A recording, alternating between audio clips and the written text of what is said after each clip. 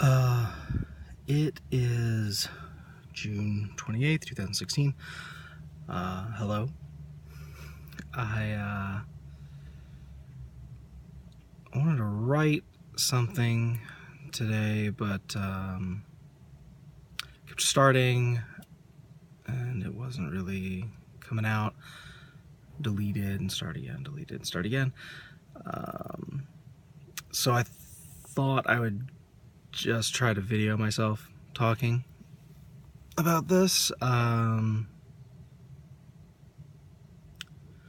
lot of my friends don't know this story, or they don't know a lot about this. Probably are aware, since I'm pretty sure I mention it once or twice a year at least, that my brother passed away from cancer. But I don't really tell the story about what happened there, or the personal toll that it sort of took on me and my family. Not because it's hard to talk about, because it's easier to not talk about. So I thought I would just sort of give a little bit of that background history, which will be the first time I've actually talked about this in probably 8 years, because it's been 8 years since he passed. So yeah, I know I'm just gonna dive into it, because I feel like I need to at some point talk about it. I've been wanting to talk about it. In October of 2007, I started at Texas A&M University, started working here. Also, in October of 2007, I got this call from my mom. It was a Sunday morning, I remember. And literally all she said was, Sam, it's my brother, Sam's in the hospital. It's really bad. I need you to come home. And I did. I got in my car, drove 3 hours to Tyler, Texas, went to the hospital.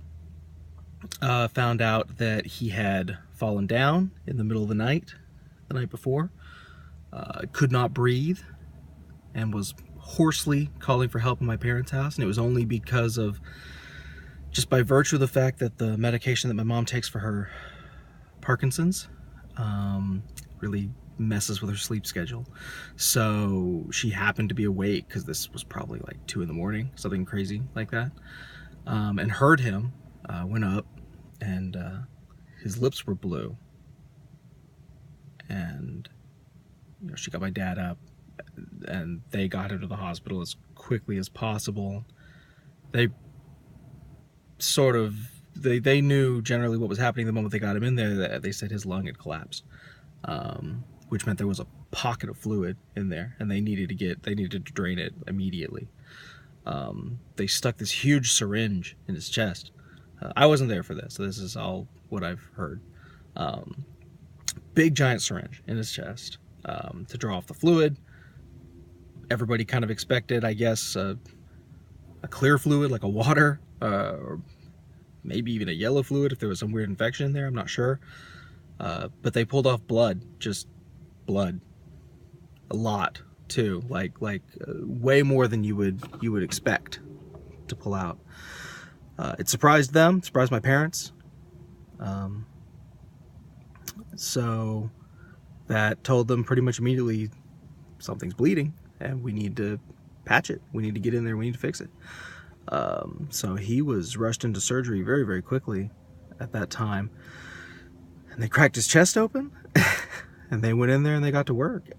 But they never could figure out exactly what was wrong. They couldn't conclusively diagnose anything that had happened. They didn't know what happened. So he was in the hospital for a while, recovering from all that. Recovering probably from the surgery more so than just having the fluid pulled off and everything else. But I came, I went home, I visited him, and he seemed like himself. He seemed fine. Obviously in pain from everything that had occurred, but he was his normal self.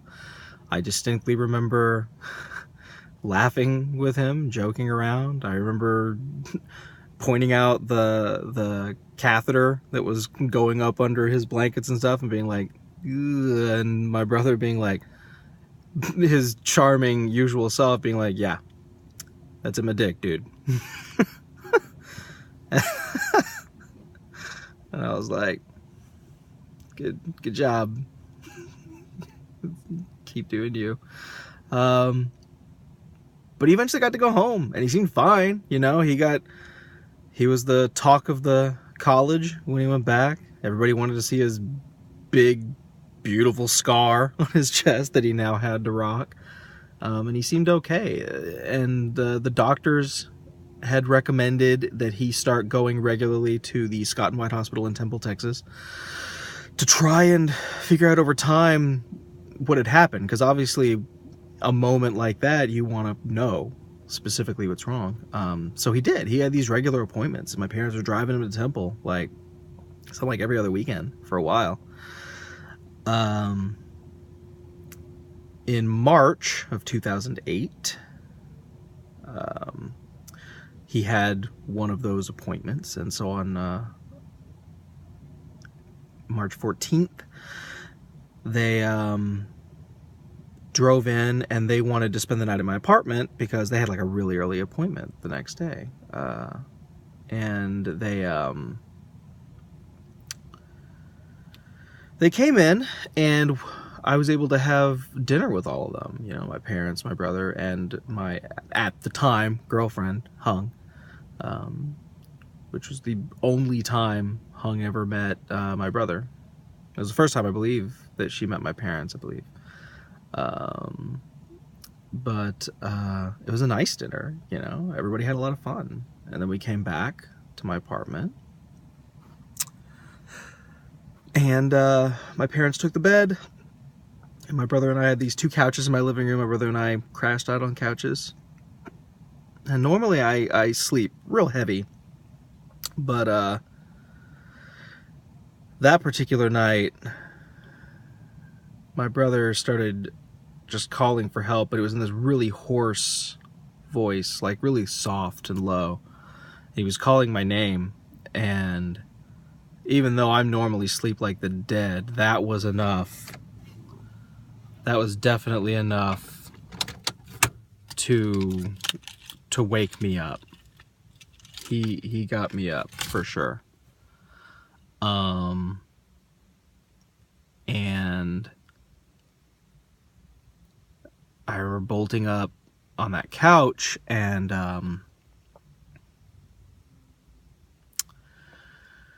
he was on the floor just clutching his chest, and he just said, "Get mom and dad." And so I yelled for them, and I was grabbing at my phone, you know, just searching around for my phone, and calling 911.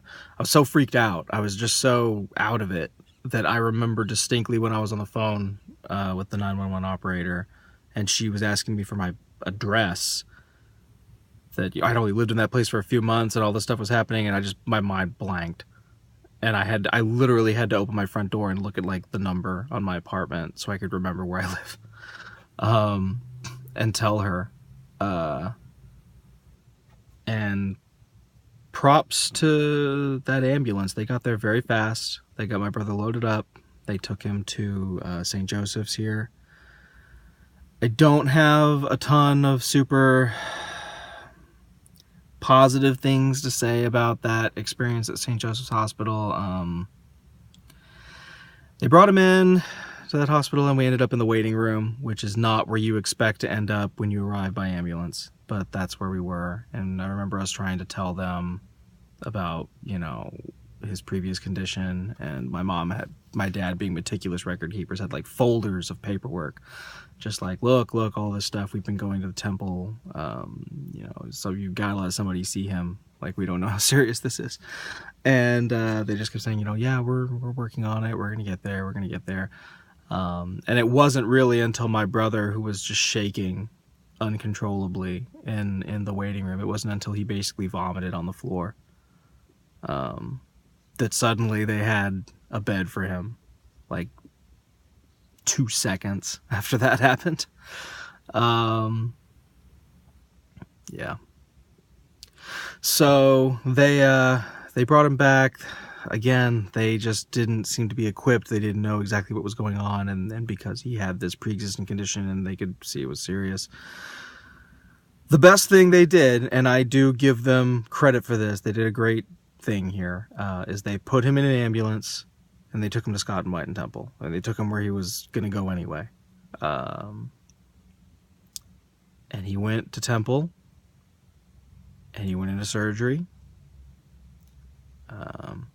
And on March 15th, 2008, a doctor came into the waiting room. My parents and I were waiting, and said that Sam's heart was full of holes. It's just full of holes. And it was bleeding all the time, and that was what had happened. The sac around his heart, the pericardium, it kept filling up with blood. Caused his lung to collapse eventually. Just happened again. Doctor said he couldn't make a diagnosis on the spot, that they needed to do some lab work and stuff, but in pretty much no uncertain terms, he told us he knew cancer when he saw it. And that my brother's heart was full of cancer. It's just full of cancer. Later, we would find out that it was something called cardiac sarcoma, and it is crazy rare. And in the vast, vast majority of cases, it's diagnosed postpartum. It's not diagnosed before. So, March 15th, 2008, I had a doctor tell me that my brother's going to die soon, not later, and there's zero that can be done about it. He patched him up. I mean, he literally patched him up. He just took this mesh stuff and covered up all the holes, but that wasn't going to take. I mean, obviously that wasn't going to last forever. And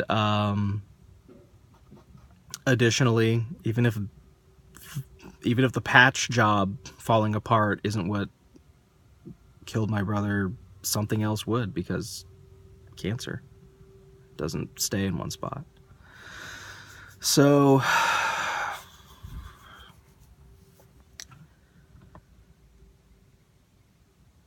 I got to find out on March 15th that my brother was going to die, and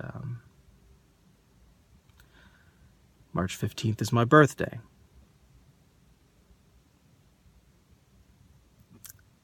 So my dad just immediately ran to the men's room and wept.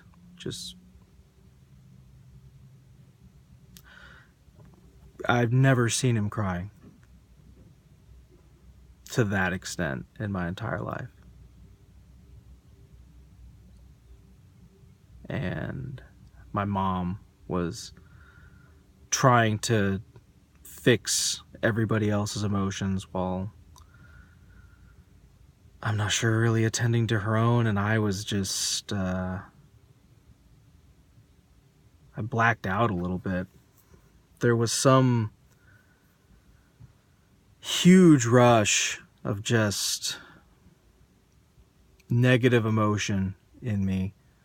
I don't know exactly what I did. I know I didn't cry, but I think that's because I just willed myself not to. Not because I wasn't sad.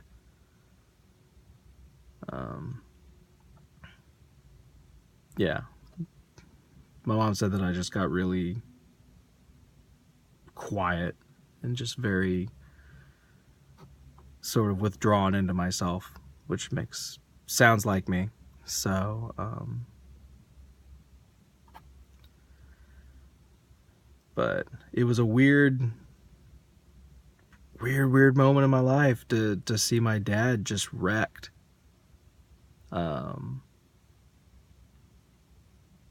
Because I will never ever forget. I will never ever forget the way he just sobbed and kept saying, "Not my boy."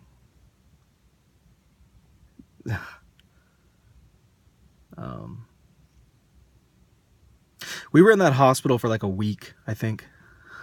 A week. Sam had this breathing tube, and he was heavily sedated. And, you know, when we tried to figure out how much time maybe does he have, which is the question you know the answer to, but you have to ask it. You can't even resist asking it because you want somebody to just give you a timeline, like a firm one that you can do something with. But there's no timeline, you know. He could have died a year from then. He could have died that day. He might not have made it out of that hospital. You know, we at the time we just didn't know, and we were stuck there. And so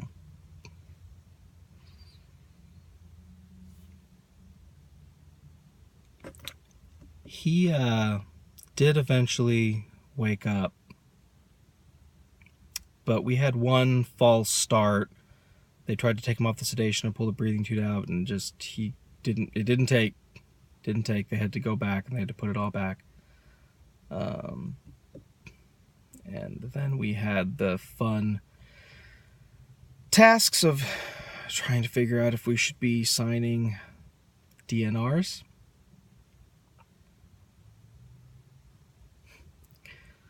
Which my dad did not want to do, and which my mom and I did. Because it was awful. It was awful. And I have, at the time that he was there was this part of me that I will not deny that didn't want him to wake up. I don't want him to wake up. I don't want him to wake up in that hospital. I don't want him to wake up so that we had to tell him that he was going to die. And so that he would have to spend however much time just having cancer eat him. I didn't want that. I thought it would be great if his last memories on this planet were of our family going out to eat and having a nice time. You know?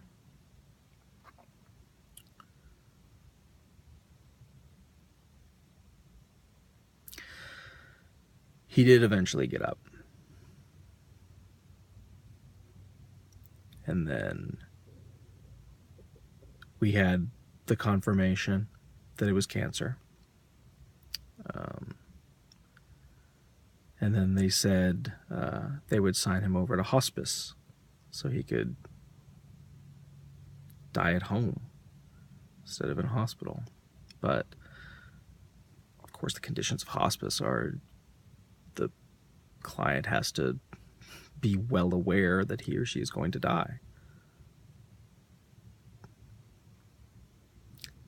My dad told him.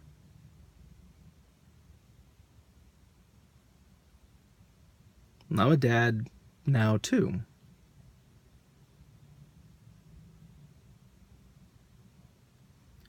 I can't even imagine. I can't even.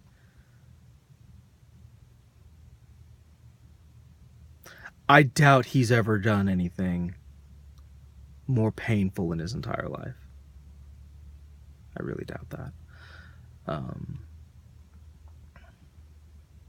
And Sam just sort of stoically took it in. His first question was, is there a cure? No. No. No treatment. For heart cancer, no treatment. No cure. Just time. That's it. Borrowed time. And so, you know, he had the choice, you know, go home for hospice, stay in the hospital. He said, I want to go home. So we did. We didn't know how much time he would have. He got 3 months.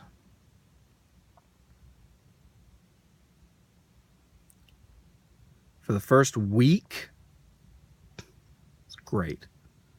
I mean, he was bright-eyed, he was there, he was himself. Dad bought him so much stuff. I remember there was one night where Sam's sleep schedule was kind of weird, and you know, Dad asked if there was anything he wanted, and Dad was very upfront in saying, I will give you anything you want.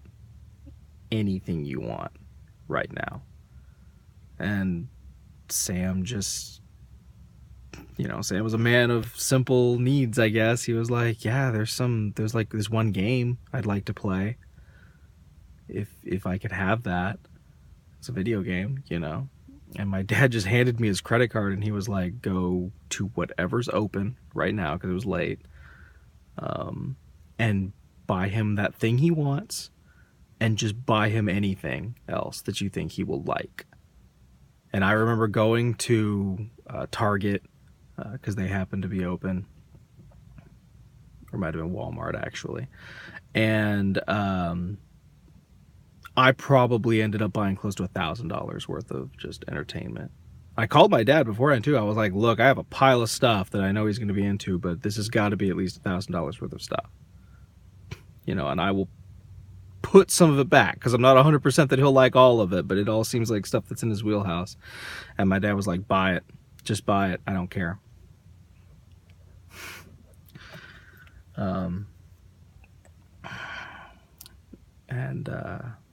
After that week, though, after that first week, went south real fast. He wouldn't get up anymore. He was just laying in this reclining chair all the time. And that was when the vomiting started. He just could not stop throwing up. Multiple times a day. He had nothing to throw up. He would still throw up. He was throwing up blood.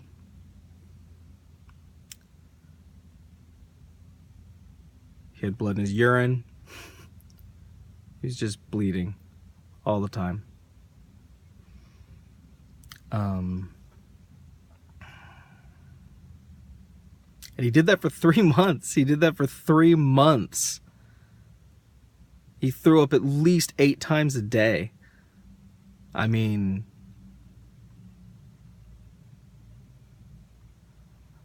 I don't know how much he weighed in the end, but he was bone thin. Just bone thin.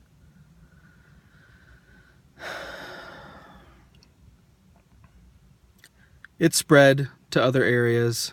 The nurses, when they saw the blood and urine and the other stuff, they said he was probably going through kidney failure for a while. I'm pretty damn positive it spread to his brain at one point. I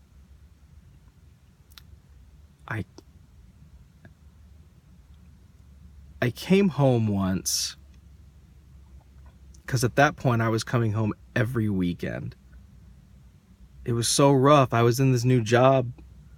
I wanted to just come home and stay home, but even my dad recognized, like, we don't know how long this is going to go on. If this goes on for a year, you know, you can't just leave, you know, just come home as much as you can. And so I did. Every weekend I came home, every single one. There was one that I came home, there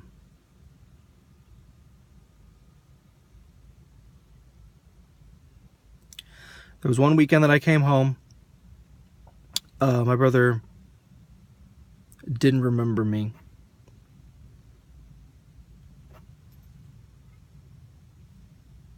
I mean, he literally looked right at me, and he thought I was his nurse, his hospice nurse, because he asked when his brother was going to get there. He asked me when his brother was going to get there, and I had to... I thought he was joking for a second, then I realized he was real. He really didn't know who I was. And I had to tell him, yeah, you know, I had to tell him Lee's coming soon. I heard Lee was coming soon.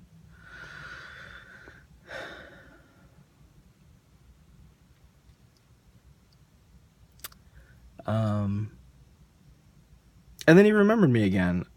Like 20-30 minutes later, he was like, "Oh, when did you get here?" Been there all day.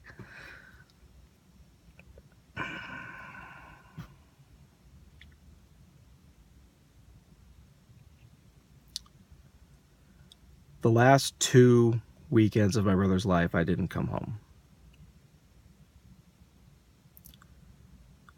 One of those weekends, I was so burnt out on the entire experience, just so tired, and I don't even know what to say. Devastated by it, just crushed all the time. I mean, I would spend the entire week wondering if I was going to get a call that my brother was dead while I was at work. And then I would come home for the weekends, and Sam was 23 years old, and he was told that he was going to die. He wasn't happy about it. He wasn't kind to the people who were around him. He was mad, you know. I mean, people make the dead into saints. I believe in recognizing how people were, and my brother could be kind of a jerk. He was temperamental, he was moody, and this knowledge that he was going to die just exacerbated all that and made it so he was like that all the time. He was just he had moments of supreme kindness and you know, that you cling to, but a lot of the time he was just mad and lashing out at people and just not happy, like who would be. But you know, he didn't make life easy. I know he couldn't have possibly made life easy for my parents during that time period. And it was so bad that there was a point where I would come home and he would either ignore me or he would just lash out at me, that I remember asking my parents, should I even come home? Am I exacerbating his attitude and making it worse? You know, like, because I want to come home, but I don't want, if it makes him upset, like, I won't. But no, they told me to keep coming, so I did. But the last 2 weekends, one of them, I went with friends to a cabin for a weekend, and my intention was, I'm just gonna blow off some steam, and then the next weekend I'm right back in there. But then the next weekend, I'd forgotten about this, but I had to move. I'd gotten my weekends mixed up, and I thought I had one more week, but that weekend, right after the cabin trip, I had to move out of my apartment. And so my intention was I was gonna try to take a day off work so that I could just like move everything as possible on a Saturday, and then on a Sunday I could come home. And Saturday morning early, I was packing a box and my phone rang. It was my mom. And I knew what it was. I mean, I knew exactly what that call was. That was the call I'd been dreading for 3 months.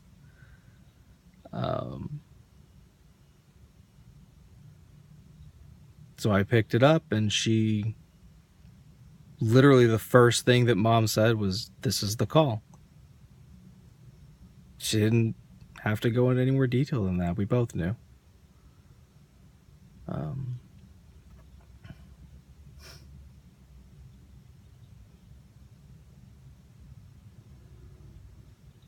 She'd called me so many times before that, just giving me general updates, and kept saying, I think you should come. And I had these other things I was trying to get done so that I could come.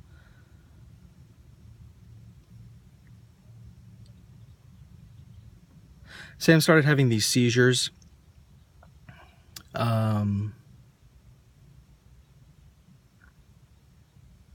I'm not sure in the end if he was even fully cognizant of what was going on, because Mom and Dad said he didn't seem like he was able to talk anymore, and they weren't sure if he was recognizing things. He would just have these seizures. Early morning, Saturday, June 28th, 2008, he had one last seizure. It was a real bad one. And my parents hugged him, and he died. He literally died in my parents' arms. So I've been told by everybody and their dog that I am not at fault for not physically being there, not physically able to be there. And I understand that on a surface level. I absolutely do. I understand that. But not being present and not just finding some way to just knock off this other stuff that I thought was so important, that I get wrapped up so that I could go and be there, even though I couldn't have possibly known. I will probably regret not being there for the rest of my life. And that's not an easy thing to deal with.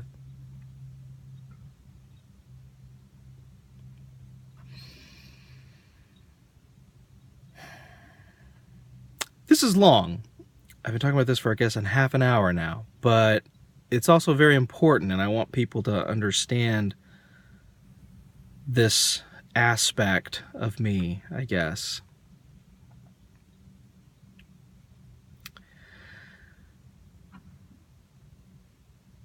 You get all these regrets that sort of build up when somebody you love dies. And I've tried to sort of be a father through that lens. You know, my dad still says that if he could go back and do it again. My brother always wanted to go to Disneyland, right?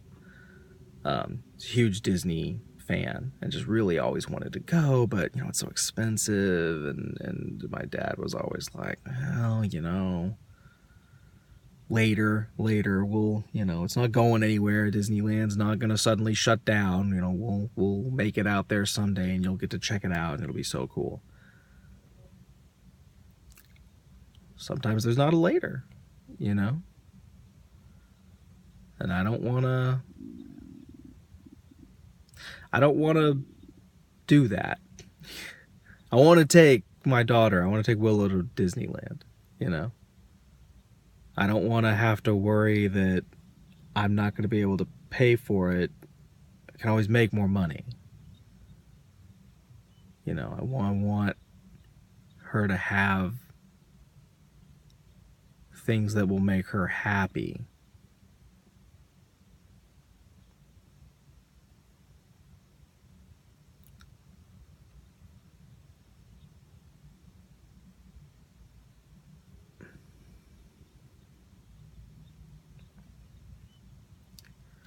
I still have my brother with me all the time.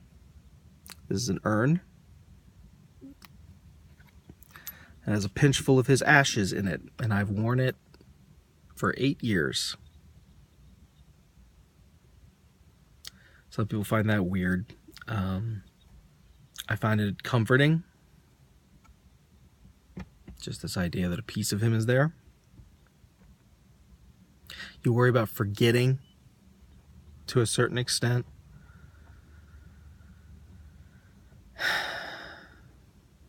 And that helps you remember. Cancer is awful. I am far from the only person who's ever lost somebody to cancer. I have a feeling most of my friends know somebody that was lost to cancer. I donate money to cancer research. I genuinely encourage everybody else to do the same because it is something that needs to be figured out. It requires a lot of money. There was one point that my mom asked my brother when he was at home on hospice, what would you do with $1 million? And she was trying to just get his mind occupied on a topic, you know, and just be silly. And all he said was, find a cure.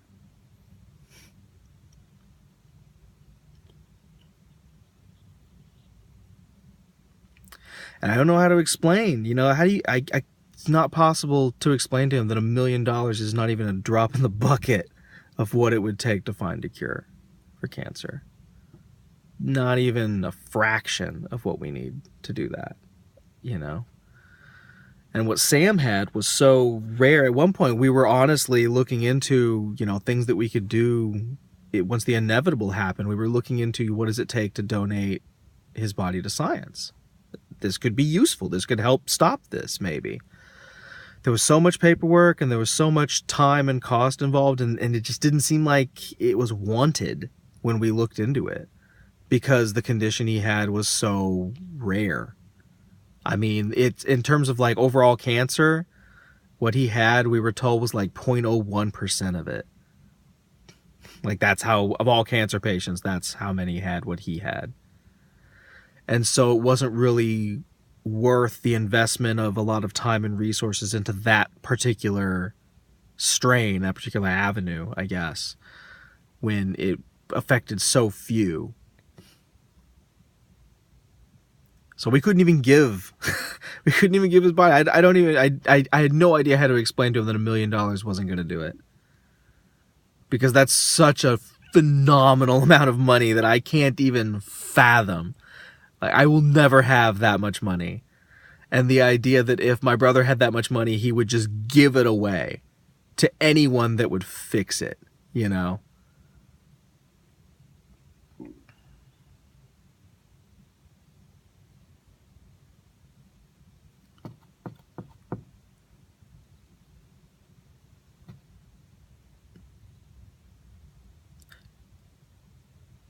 You never know when these things are going to happen. You just don't. So ultimately, the crux of this entire video, and I know it's long and I apologize for how long it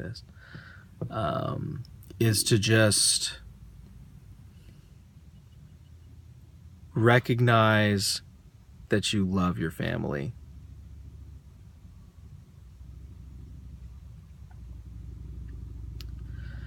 And to tell them, you know, because as hokey as it sounds, you really don't know how much time you have. You really don't. If when my brother was 22, if somebody had told me, hey, he's not going to make it a full year, I would have said that's nonsense, you know? But that's the case. My brother died 3 months before his 24th birthday. He was diagnosed with terminal cancer 2 months before he was slated to graduate from college with a teaching certificate because he wanted to teach. He was awarded his degree posthumously by the University of Texas at Tyler. And that was a big deal for my parents. It's a huge deal for my parents. But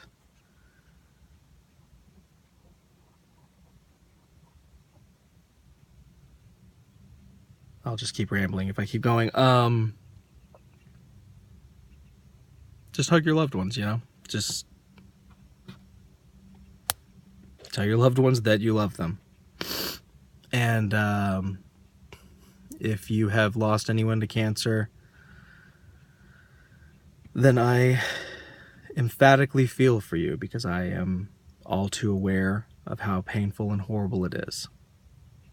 And I wish everyone luck just living, because that's hard too.